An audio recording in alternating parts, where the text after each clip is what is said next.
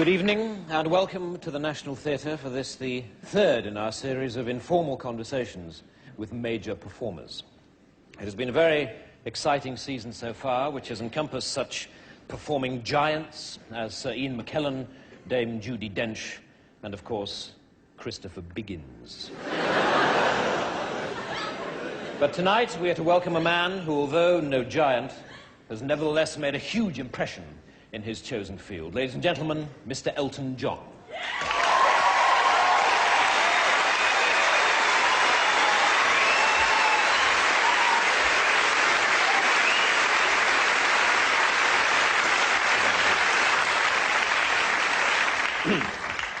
Elton, do you mind if I call you Elton? No, it's fine. Good. Well, Elton. I'm sure the first question that everybody would like to ask you is this. Funny name, Elton. How did you come by it?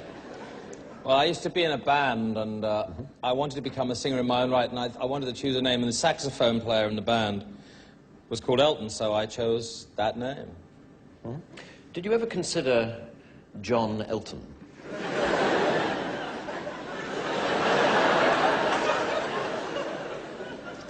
No.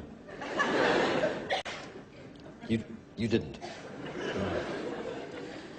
Okay. Right, well, let's start with those early albums, then. One of which I believe was called simply Elton John. Yes, that's correct. And you didn't feel awkward with the name at all? No. You didn't feel that people might say, wait a minute, they mean John Elton. They've cocked up the record sleeve and printed the bloody name the wrong way around. No, I thought it sounded great, and, you know, I thought people would be more interested in the music rather than the name. Hmm.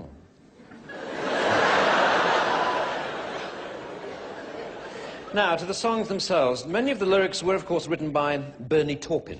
Yes, that's right. Yes. Well, I'd like to talk about Bernie for a while, since obviously he's been an enormous influence on your career. Yes, he has, yes. Tell me, did you ever discuss changing his name? Because presumably Taupin Bernie would have been more consistent with your Elton John.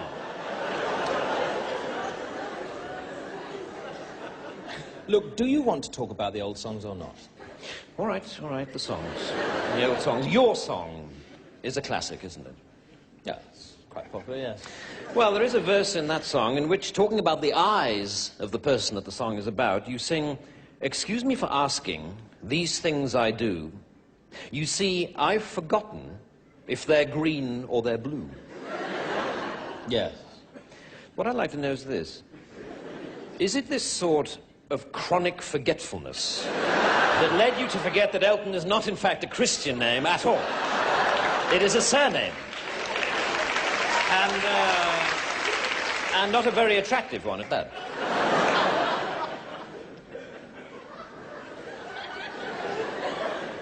Let's talk about something else, shall we? Forget the name. All right, Mr. John. Let's talk about being a stage performer, should we? Tell me, do you ever watch other performers and get jealous?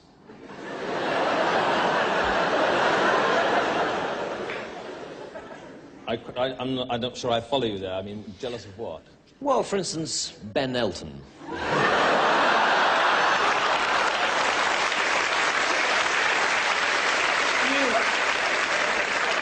I don't have to do this, you know. All right. Look, I'm sorry. Oh. All right. Fair enough, moving on then. Many consider your masterpiece, of course, to be the album Goodbye Yellow Brick Road. And there is one song that people are particularly moved by called Candle in the Wind. Yes, a lot of people seem to like that song. Now, this song is in fact dedicated to Norma Jean Baker, who, of course, changed her name to Monroe Marilyn. Marilyn Monroe. My point exactly. Marilyn is a Christian name, so it comes first. Can't you see that? Are you word blind or something? I mean, it's... I've had enough of this. All right, no, wait, please, I'm sorry. See, please, I'm sorry, it was my mistake. I'm sorry. There's only one more question to go. It won't take long, really. It won't take a moment. Sorry, there's only... I am... Please, sit down. One final question. You've obviously achieved enormous success over the years. But in fact, you didn't have a solo British #1 until this year, with a song called Sacrifice. Now, my big question is this. Surely, you wouldn't have had to wait so long for a #1 if it hadn't been for your stupid, pointless, bloody name! Bang!